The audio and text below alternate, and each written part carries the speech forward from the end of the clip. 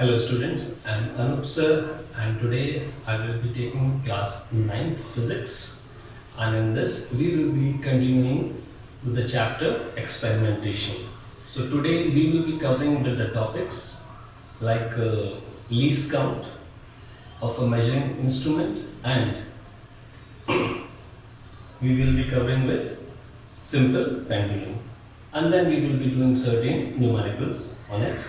Now, before starting with the class, again I would suggest you all to first copy down the notes in your fair copy, and then while going to the explanation part, you should have your fair copy with you so that it will be easy for you to understand the topic.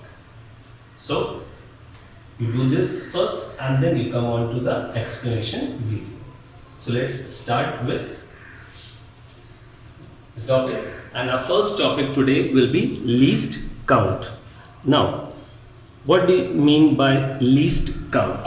So, if you go through the notes that I have given to you, there it's given the least count of an instrument is the smallest measurement that can be taken accurately with it.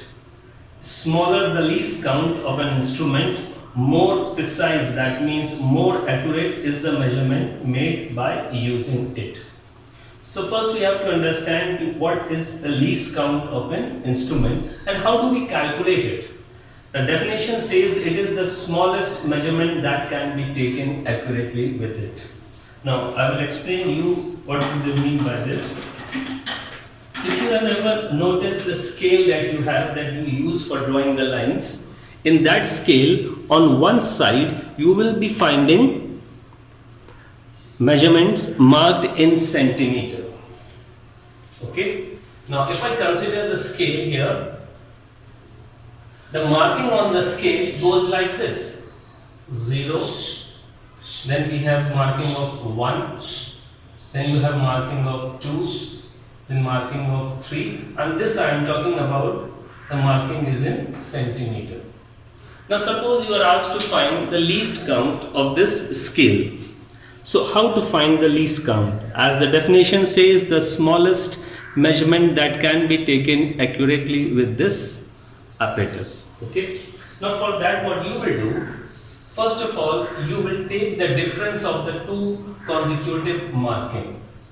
Okay. After that you will count how many small divisions are appearing in that difference. So here if you will see in the scale, then you will find that in the interval of 1 centimeter, now this marking is in centimeter, so this interval, one interval, whether you take any interval, there will be difference of 1 centimeter. And in that interval, how many divisions are there? 10. So we can calculate least count of this scale. So to calculate the least count, what you need difference in the measurement or in the marking, difference in marking.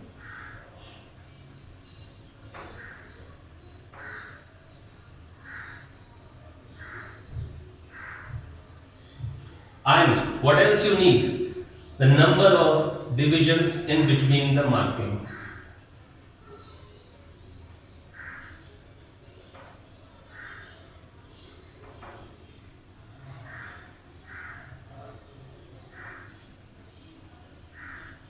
Okay, so if we are talking about the scale, so here the difference in marking is of 1 centimeter. And the number of divisions there are 10. So you can say it's 0.1 centimeter. So this will be the least count of your scale.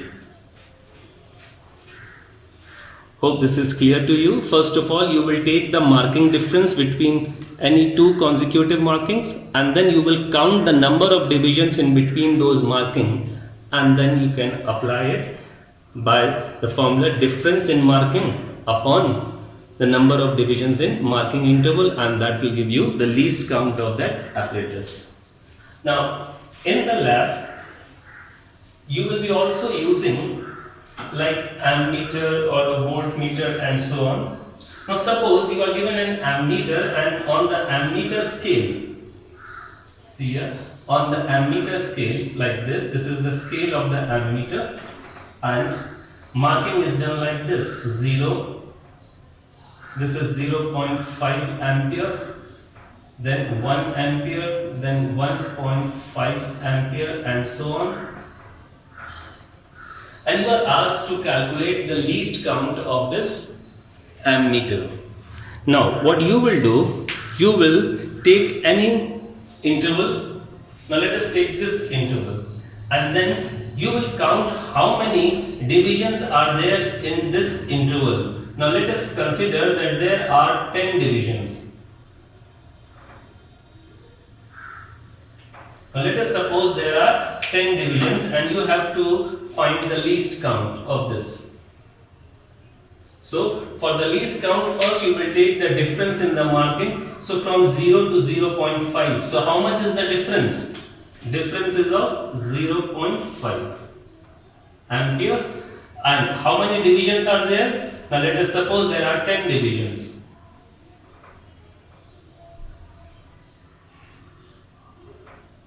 So we will say the least count of this ammeter is 0.05 ammeter.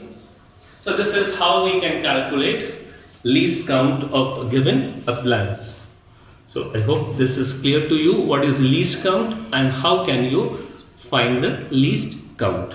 Okay, now the next topic that we have,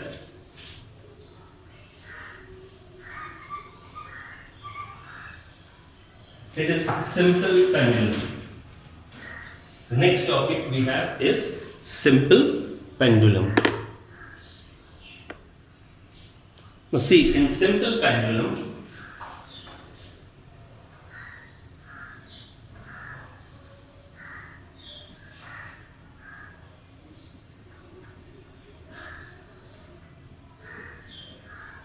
so if you see in the notes, what the definition for simple pendulum is given. They say, a simple pendulum is a heavy point mass that is known as the bob, suspended from a rigid support by a massless and inextensible string. So the definition given to you is a definition for a pendulum which will be having a point mass, and it will be suspended from a rigid support by a massless and inextensible string. So here we have the diagram. Now let us consider, it's a spherical ball. Let us consider a spherical ball which has been suspended from a rigid support. Let this point of suspension be S. And here we have the center of gravity, which we are going to name as O, the center of gravity of the pendulum. Let it be named as O. Now, when the pendulum is at rest, this is called mean position of pendulum. This is called the mean position of pendulum. Now, when this pendulum is made to oscillate, so if you hold this pendulum and apply the force, it will go to one side to a maximum displacement, and there it will come to rest, and then again it will start moving back. So here it can move like this on one side, like this on the other side. So we can name these positions as A and B. Now these are called the extreme positions.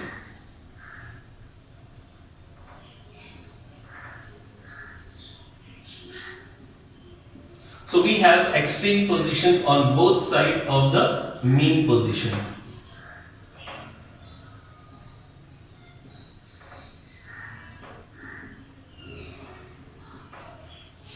Now the length of the pendulum here. Now we will start with the first definition here. It is oscillation. Now what is an oscillation? It is one complete to and fro motion of a pendulum. So suppose if we take that the pendulum starts oscillating from O, then it will move to one side, either this or this to the extreme. So let it move like this. So first it is moving from O to B. Now this much distance covered is 1/4 of the oscillation. Then it will come back to its mean position, and due to inertia it will continue to move to the other side.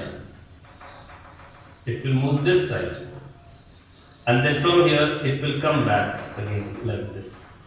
So this motion of the pendulum, like going from O to B, see, first it moves from O to B, then it moves B to O, and then due to inertia it does not come to rest, it moves to the other side, that is O to A, and then from A it again moves back to position.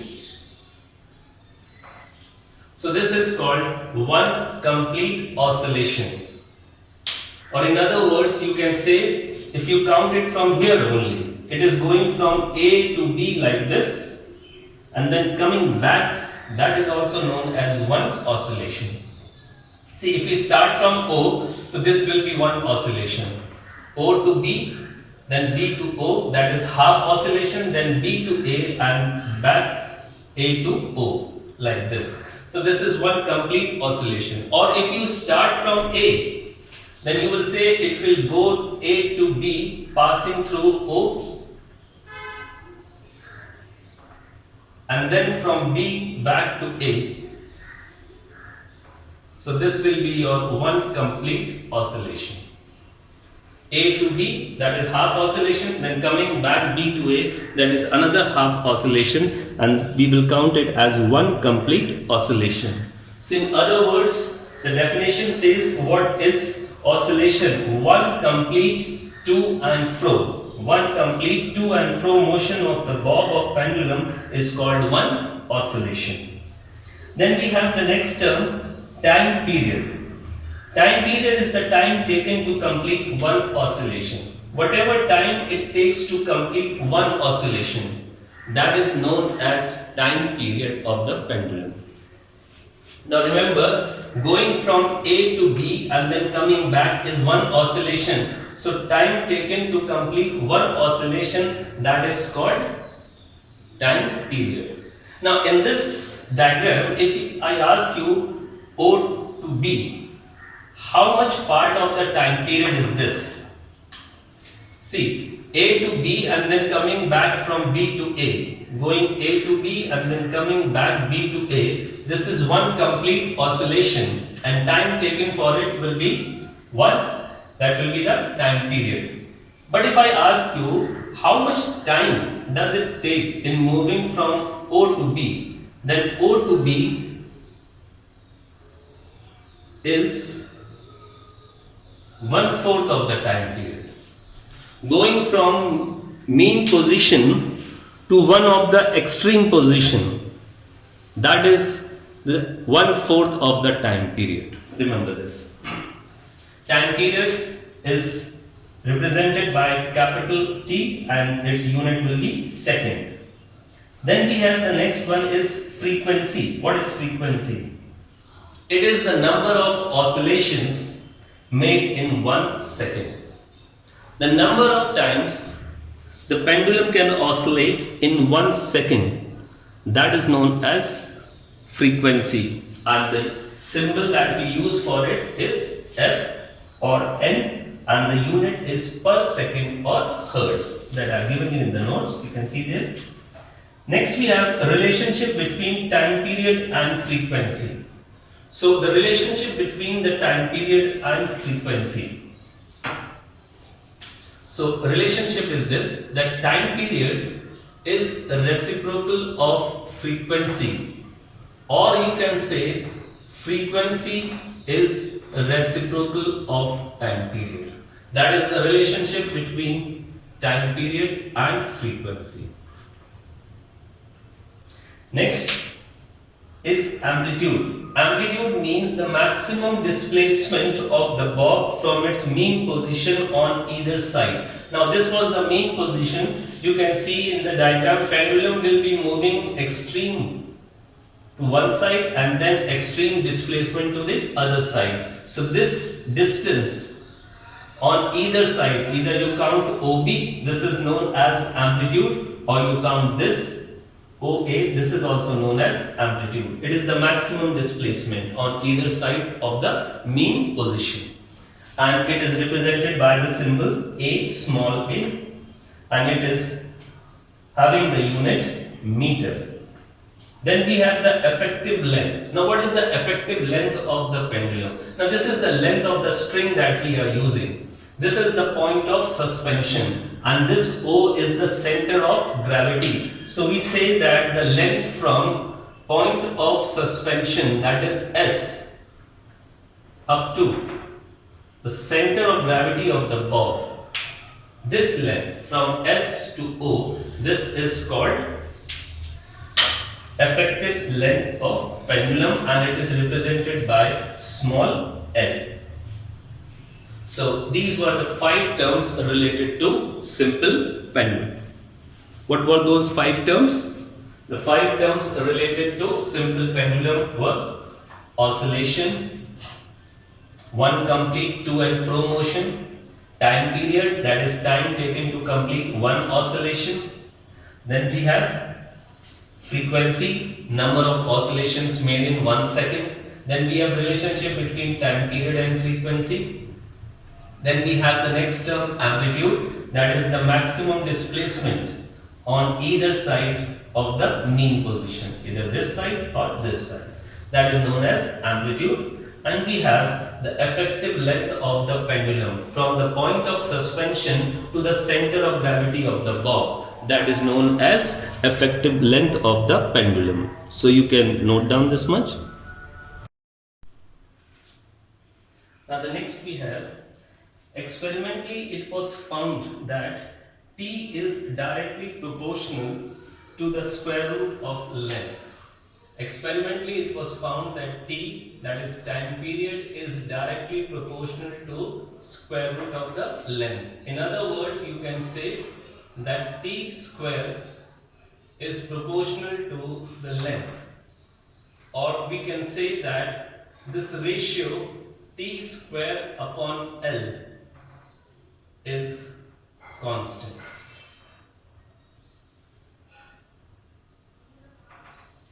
This ratio will be constant, and this ratio T square upon L, it is representing the slope of the graph.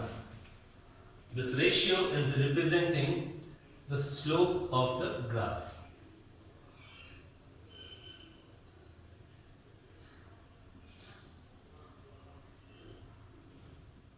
So remember, experimentally it was found that time period is directly proportional to square root of length, that is T square is proportional to L.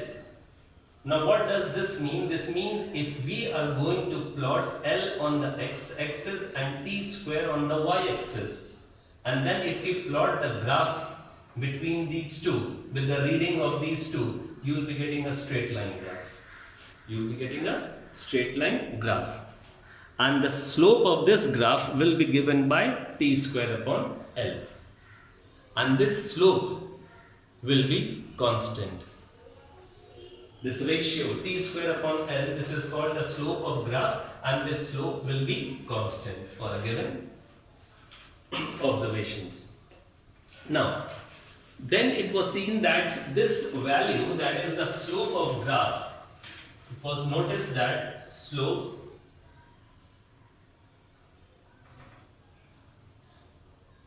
of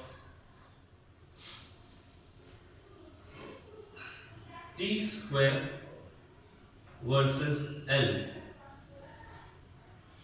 was equal to this ratio 4 pi square upon G. Slope of T square versus L, whatever the slope you will be getting, that will be always equal to a constant value. Now 4 pi square upon g is a constant value at a given place. So from here, if we rearrange it, we can get the formula for calculating acceleration due to gravity. It's 4 pi square upon slope of t square versus L. This is the formula for calculating acceleration due to gravity at a given place. So see all over, how do we use it? You will be given a pendulum.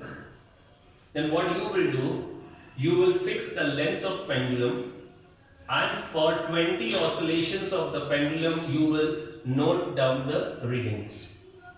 In this way you will get reading for T and L.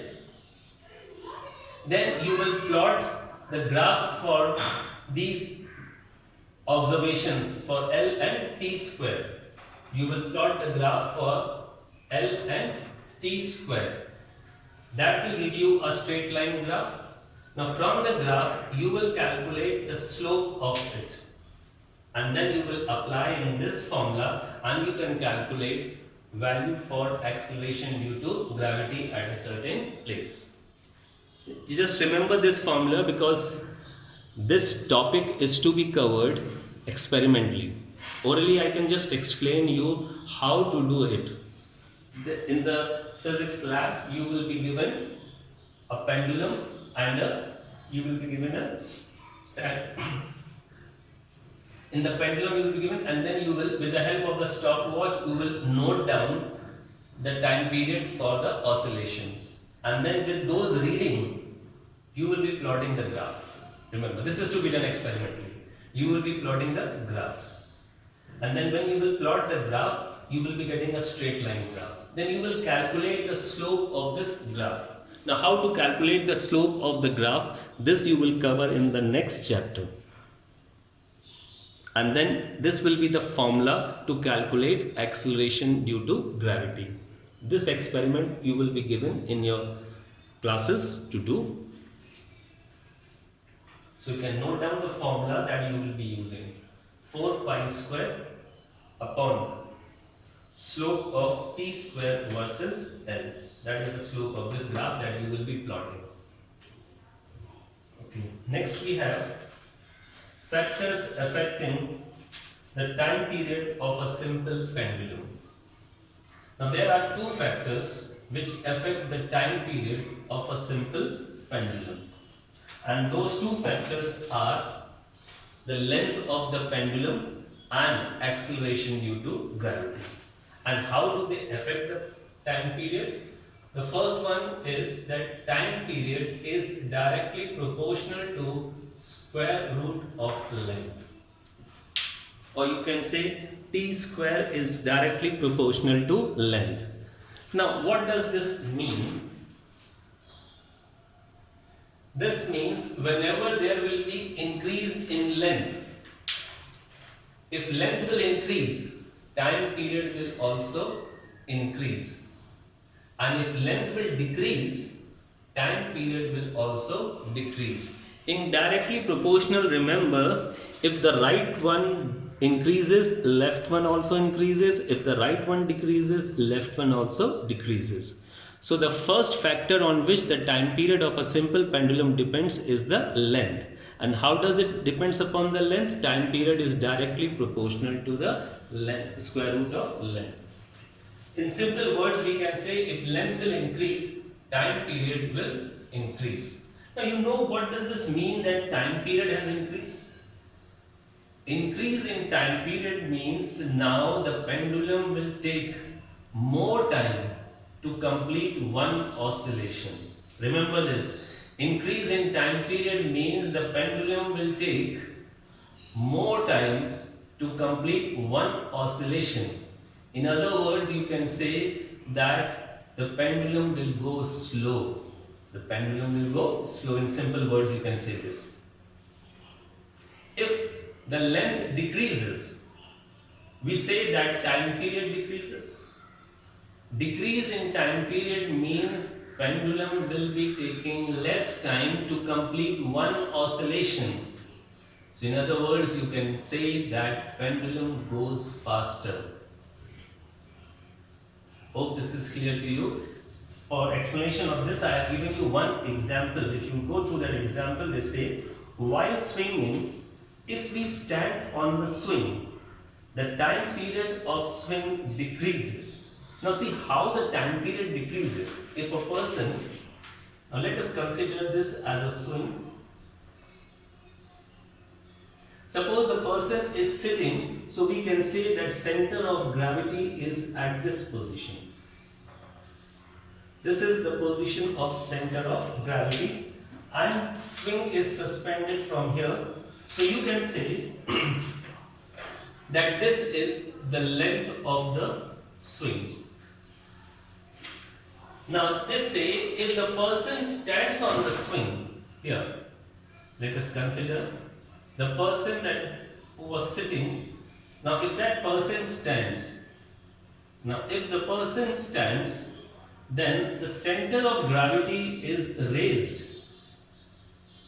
The center of gravity of the person is raised, and we will say that the length has decreased. See, the length has decreased, and we know that time period is directly proportional.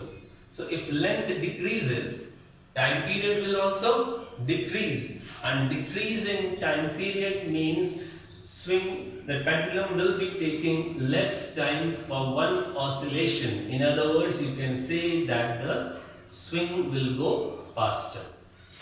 Less time period means swing goes faster. So this is the first factor on which the time period of a simple pendulum depends.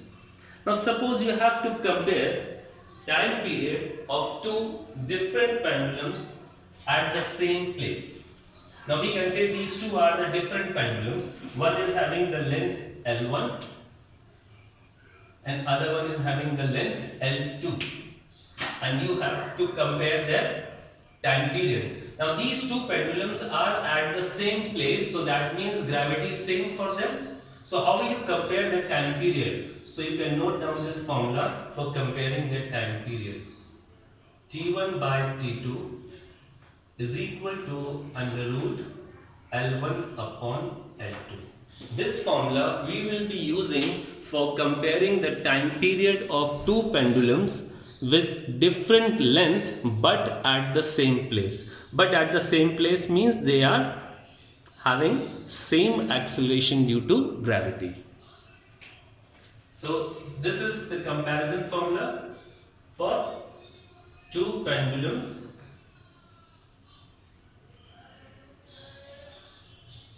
of different length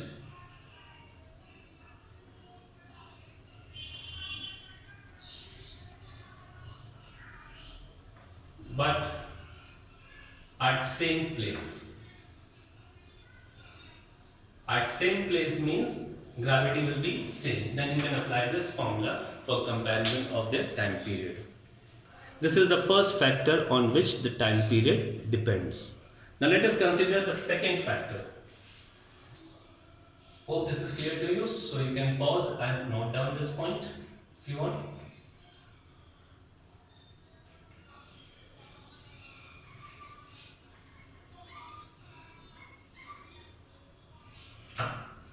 The second factor is time period is inversely proportional to square root of gravity.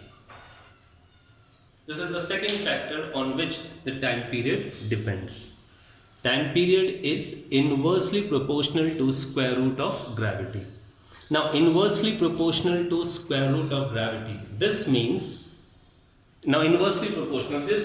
if gravity will increase, time period will decrease. It is inversely proportional. Length was directly proportional. So increase in length means increase in time period. But this is gravity is inversely proportional. So increase in gravity means there will be decrease in the time period. So for this, let us take an example that I have given over there.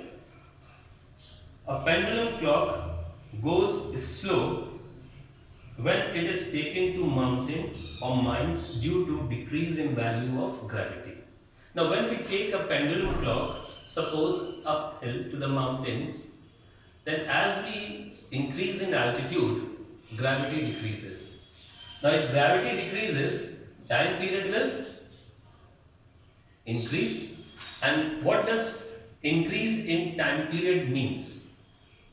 Increase in time period means it is taking more time for one oscillation. And just imagine if your clock takes more time for one oscillation, then you will say that your clock has gone slow. Your clock has gone slow. See, gravity is decreasing on the mountain, so time period is increasing. And increase in time period means it is taking more time for one oscillation. And if the pendulum takes more time for one oscillation, we say that it has gone slow. So we will say that the clock goes slow. Now how to compare the time period of a pendulum kept at two different places. Pendulum is same, length is same, but gravity is changing from place to place. So here, comparison of time period, T1 upon T2 is equal to under root. Now this is inversely proportional. Inversely proportional. So it will be like this. T1 inversely proportional. So T1 upon T2 is equal to square root of G2 upon G1. It is inversely proportional. So corresponding to T1 we will have G2 here, and corresponding to T2 it will be G1 here. This is the formula for comparison of time period of a pendulum. That means pendulum, same pendulum, so that means length remains the same in two cases, but gravity changes. So this is the second formula for time comparison when length is same.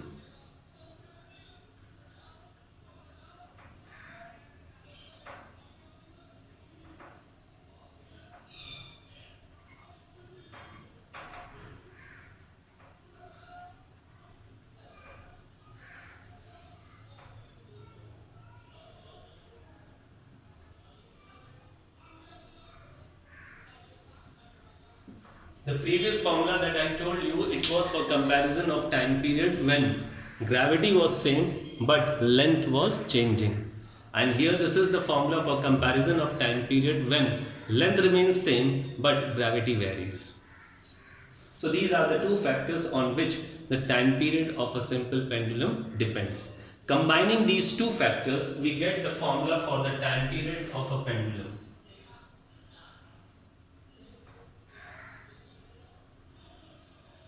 So we will be using this formula for for calculating the time period of a pendulum.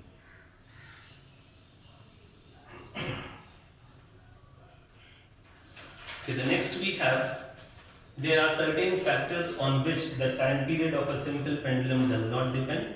So here they are. The time period of oscillation does not depend upon the mass or material of the body. Time period of oscillation does not depend upon amplitude, provided swing is not too large. And the last we have is a seconds pendulum. So let us see what is a seconds pendulum.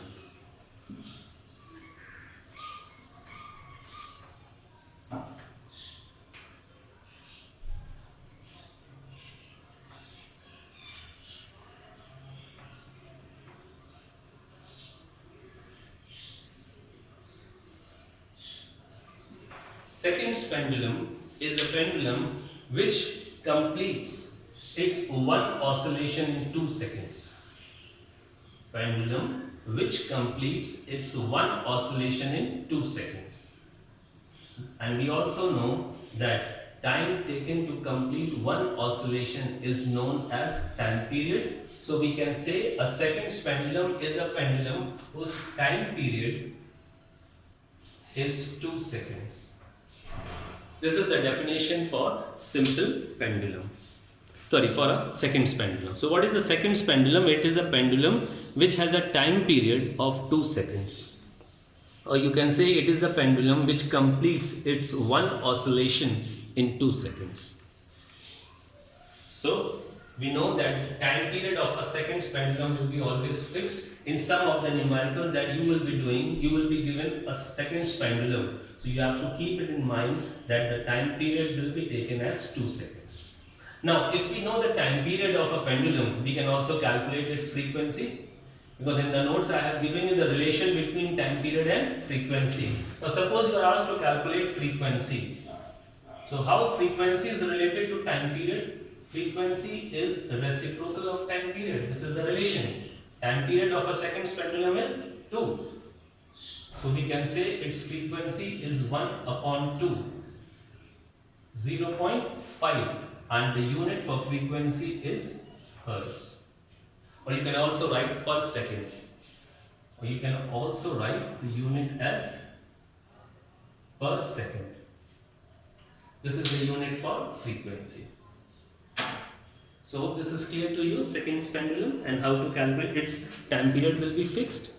It won't be given to you. You have to remember this, and then using it you can find frequency, and you can also find the length of the seconds pendulum.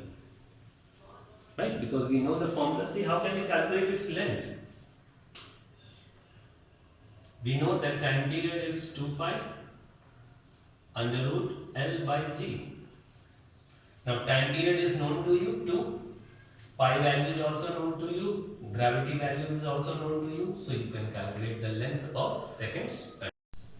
Okay, now starting with the numerical. Now, see the first numerical. In the first numerical, they say a simple pendulum completes 40 oscillation in 1 minute. Calculate its frequency. Now, if we see the first numerical here, in the first numerical they are saying the pendulum completes 40 oscillation in 1 minute. 40 oscillations in 1 minute, that means you can say 40 oscillations in 60 seconds. In other words, you can say in 60 seconds it is completing 40 oscillations, right? So we can write it this way: in 60 seconds it completes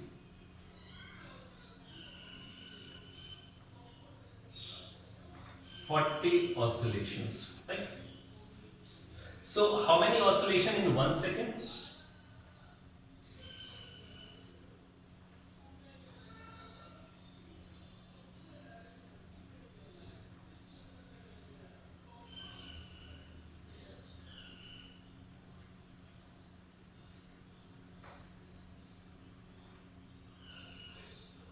It completes 2 by 3 oscillations. And we know number of oscillations made in 1 second, that is known as frequency. The definition says number of oscillations made in 1 second. So in 1 second it is making 2 by 3 oscillations. Thus frequency will be equal to 2 by 3, or further round off you can write 0.67 hertz. That's the frequency. 2 by 3, or you can write it 0.67 hertz. Now in the second part you have to calculate the time period. Now we know that time period is equal to reciprocal of frequency, isn't it? Time period is reciprocal of frequency. So here we will be substituting frequency. Now you will be substituting this value, because this is the exact value, whereas this is the round off value that we have written. So we will be using the exact value, 1 upon 2 by 3. So this becomes 3 by 2, 1.5, and the unit for time period is seconds. So this will be the answer. So in the first part we got number of oscillations in 1 second. It was given 1 minute. 1 minute means 60 seconds. So in 60 seconds it completes 40 oscillation.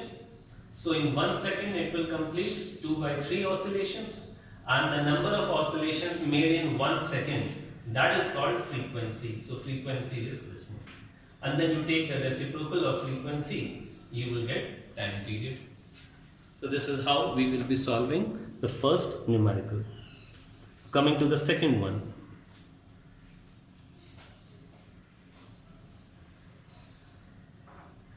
In second numerical, they say find the length of seconds pendulum at a place where gravity is 10 and take pi as 3.14. Now you have to find the length of a seconds pendulum. Okay. Now what's the formula for time period?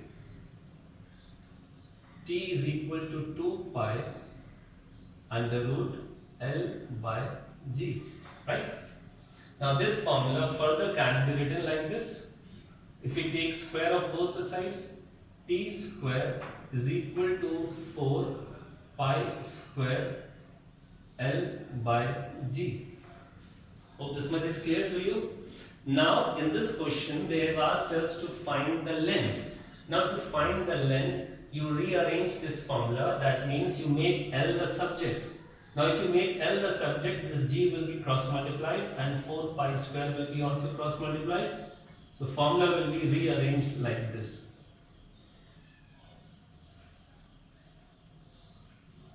See, we have cross multiplied G here, so T square into G, 4 pi square will be cross multiplied upon 4 pi. This will be the formula for length. Now here we have arranged the formula for length.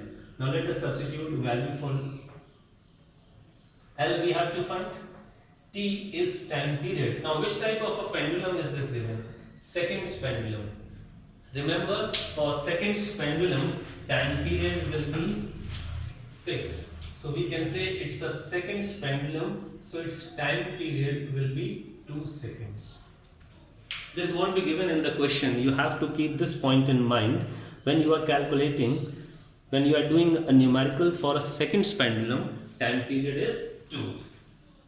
So let's substitute the values here. So this will be 2 into 2 into gravity. Gravity given to you is 10 upon 4 into pi square. Value of pi is 3.14 into 3.14. We have taken value of pi. And now you do the calculation over here and you will get the length of the seconds pendulum. So you do the calculation and you will be getting the length of the seconds pendulum. So it will be coming 1.0142. You can solve it. So this is how we can find length of a pendulum using the formula. So hope these two numericals are clear to you. So you can pause and note down these two.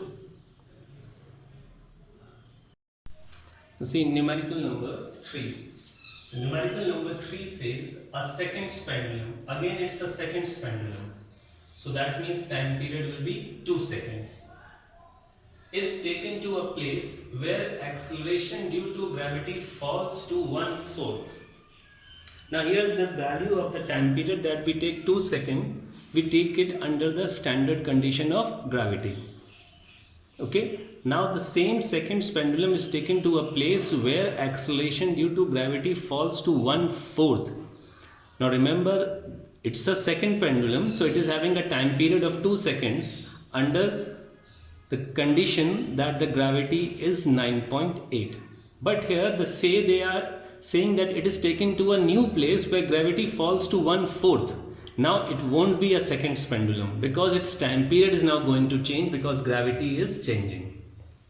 Okay, what will be the new time period? Now here you can see the pendulum is same. Pendulum is same. That means length is same. Only you can find that the gravity is changing. So I gave you a formula how to compare the time period of two pendulums when length is same but gravity varies. Now in this question number 3, let the gravity in the initial case be G. Now this pendulum is taken to a new place where gravity changes. So gravity is 1/4. So G by 4. This will be the gravity. In the initial condition, time period they are saying is 2 because it's a seconds pendulum. So its time period will be 2 seconds under the condition when gravity is 9.8. But when it is taken to a new place where gravity changes, so time period is going to change. Now it won't be called a seconds pendulum. Now we have to find the time period here. Now here gravity is changing, but the same pendulum, that means length is same. So when length is same but gravity varies, which formula?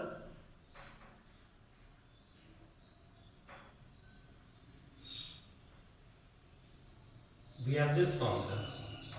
T1 upon T2 is equal to under root G2 upon G1. Okay, in this formula, let us substitute the values. T1 is 2. It was a seconds pendulum, so time period will be 2. But as the gravity is changing, so its time period is going to change upon under root G2. G2 is G by 4 divided by G1, and G1 is this. So here 2 upon T2, within the square root sign it will be G upon 4 into G. G and G will cancel, so you will be having square root of 1 upon 4. Square root of 1 upon 4 will be 1 upon 2. So finally, when you cross multiply, you get T upon T2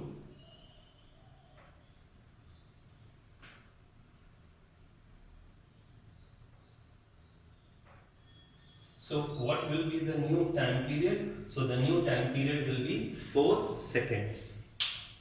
You can see as the gravity has decreased, and we know that time period is inversely proportional to gravity. If gravity decreases, time period increases. So here you can see that time period has increased, and the new time period will be 4 seconds. Hope this point is clear to you. There was a change in gravity. Initial gravity was not given, so we have taken it as G1. G1 has been taken as G, initial gravity. At a new place, gravity changes, so becomes 1/4, so G by 4. Initial time period will be 2 seconds because it is given that it is a seconds pendulum, 2 seconds. When gravity varies but length remains the same, we use this comparison formula. So applying the values, we are getting this. Okay, now numerical number 4. In numerical number 4, they are saying compare time period of two pendulum of length 1 meter and 9 meter.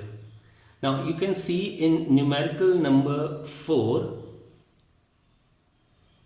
we have to compare time period, and there the length is changing. 1 meter and 9 meter. So when length varies for the two pendulums, then this is the formula to compare their time period. This is the formula. T1 upon T2 is equal to under root L1 upon L2. Now in this formula, let us substitute the values. How much are the length? It's under root 1 meter and 9 meter, so it will be 1 by 3. So what will be the ratio of the time period? So the ratio of the time period will be 1:3. So T1 is to T2 is equal to 1:3. Let's see numerical number 5 then. What's given in numerical number 5? The time period of two pendulum at a place. Time period is given. Ratio of the time period is given 2:1. What will be the ratio of their length? Now the question says the time period of two simple pendulums at a place. That means for the two pendulums, gravity is same. And we know that when gravity is same, how do we compare the time period? T1 upon T2 is equal to under root L1 upon L2. This is how we compare the time period. Okay, in this one, let us substitute the values. T1 upon T2 is already given to you. See here, ratio of the time period is 2:1. And we have to get the ratio of the length. Right? Now you have to get the ratio of the length. So the factor that you have to find, it is within the square root sign. So what you will do? Squaring both the sides.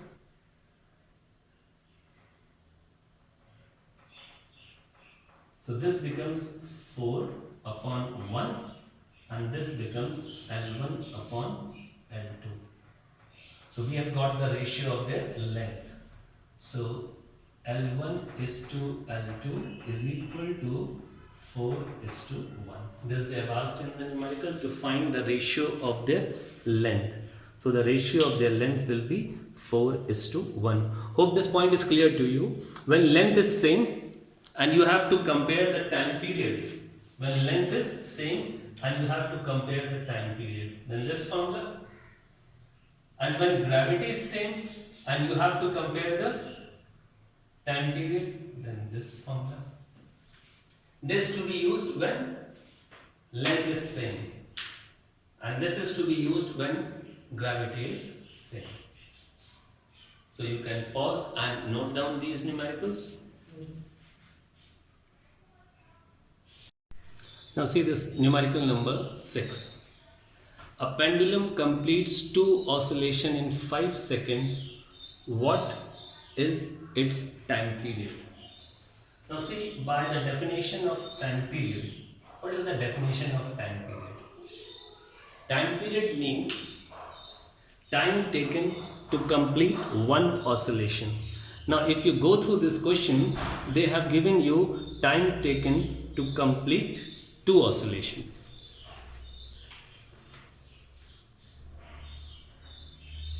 So for 2 oscillations,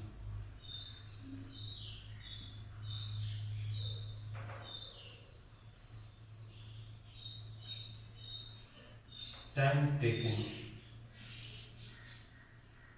is equal to 5 seconds. Therefore, for one oscillation, time taken is 5 upon 2, that is 2.5 seconds. So we have calculated time taken for one oscillation. Now if you have got the time for one oscillation, that is called the time period. So we can say thus time period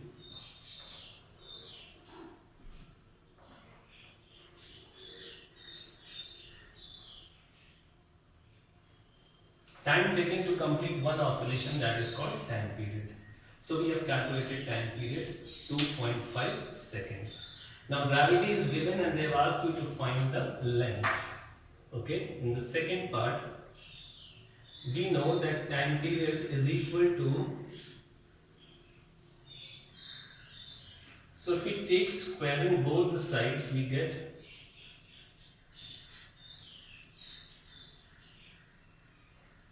and if you cross multiply,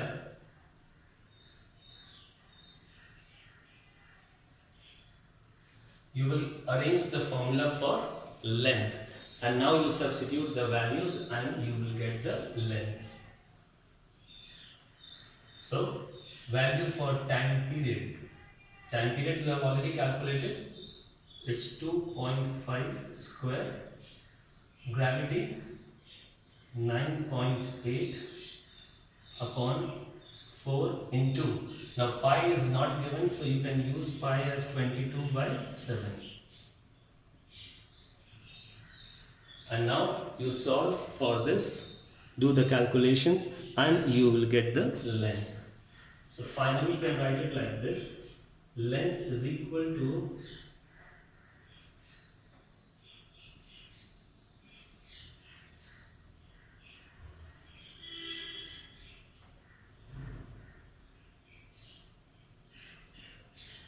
These two 7 will go up there like this, and now you can solve it and you will get the length of pendulum.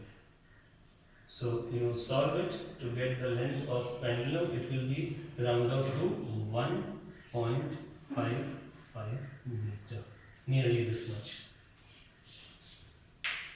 This is how we are going to solve numerical number 6. Now the next one is numerical number 7. In numerical number 7, the question says you have to compare the time period of a pendulum at two places where gravity is changing. See, you have to compare time period of a pendulum. That means length remains the same, only gravity is varying. Now, if gravity is varying, you can say this is G1, this is G2. So, formula T1 upon T2 is equal to under root G2 upon G1. Let us substitute the values. G2 is 1.5, G1 is 8 upon 3.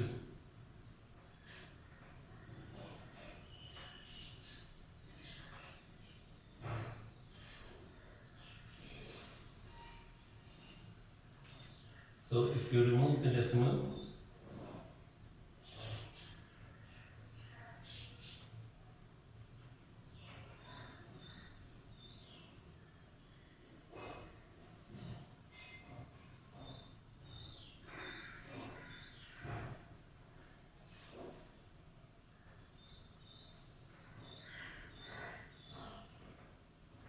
so what will be the ratio of the time period? So the ratio of the time period will be 3:4.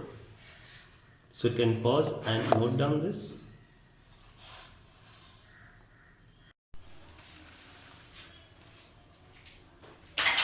Okay, now in this question we have said it takes 0.2 seconds for a pendulum bob to move from mean position to one end. Now here the pendulum bob is moving from mean position to one of the end. It's like this.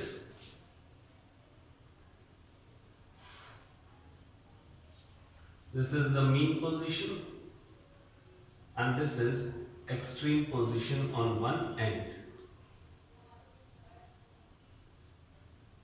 Now this much of motion from mean position to extreme position, it represents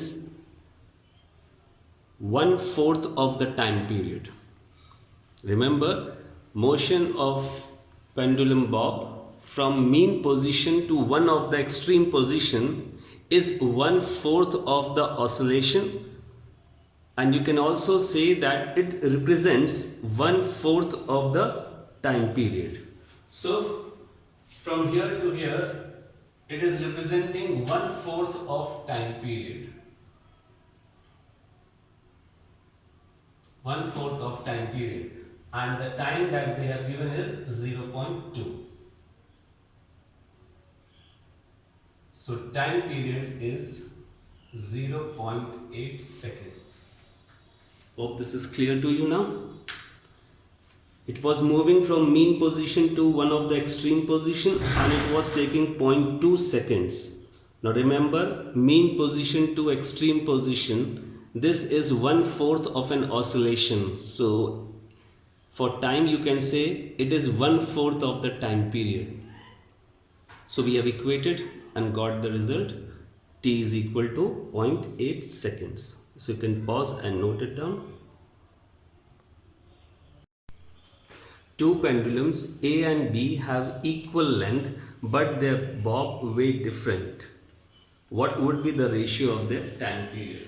Now, as the question says that the two pendulums have equal length, and if not discussed about the places, then we can consider the two pendulums are at the same place, means they are experiencing the same acceleration due to gravity.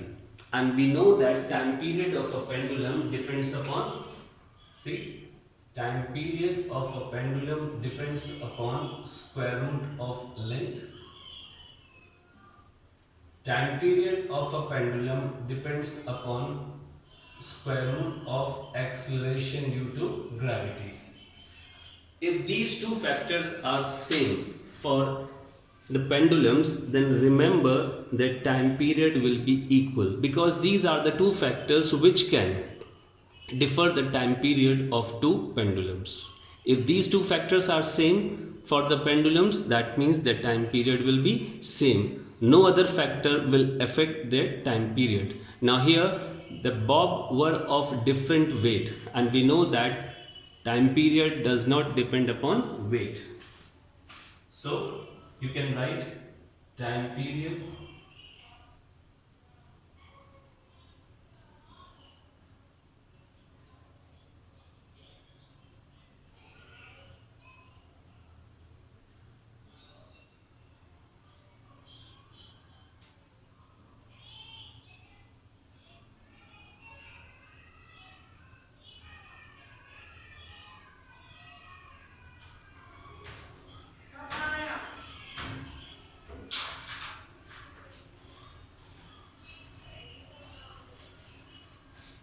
So here we can say that the time period ratio will be 1:1, as both have same length and same gravity. So we can write it here.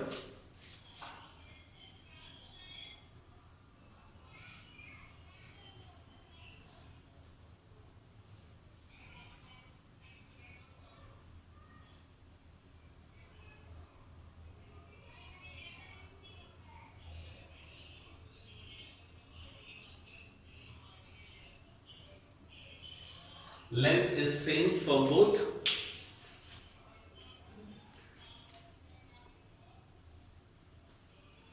Gravity is also same for both, so the time period ratio will be 1:1.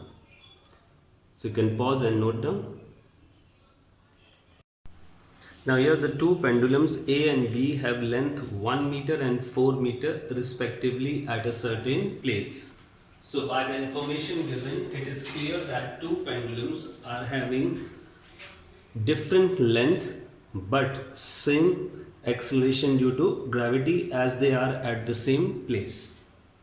So when length is different, how do we compare the time period?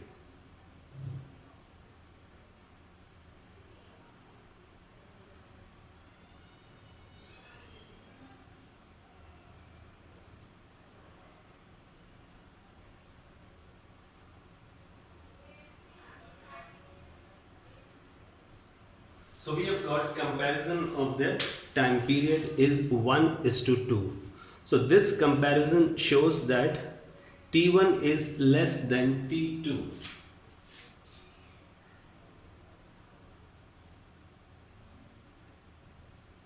That means time period of first pendulum, that is A, is less than the time period of pendulum B. So we can write it like this: time period of A is less than the time period of B. And we know the pendulum with less time period oscillates more in a given specified time. So here we can say that pendulum with less time period oscillates pendulum with less time period oscillates faster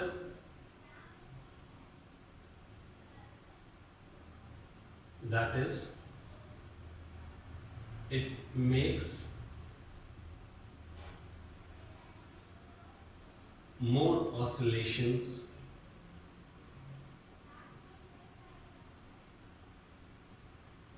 in a specified time.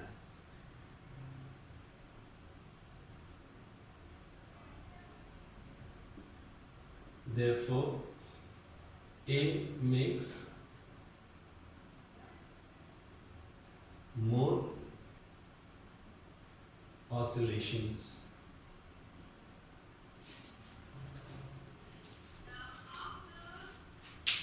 So you can pause and note it down. So in this way we have completed the first chapter, and now the next video we will be starting with the second chapter. So till then, you keep in touch with your studies and be safe.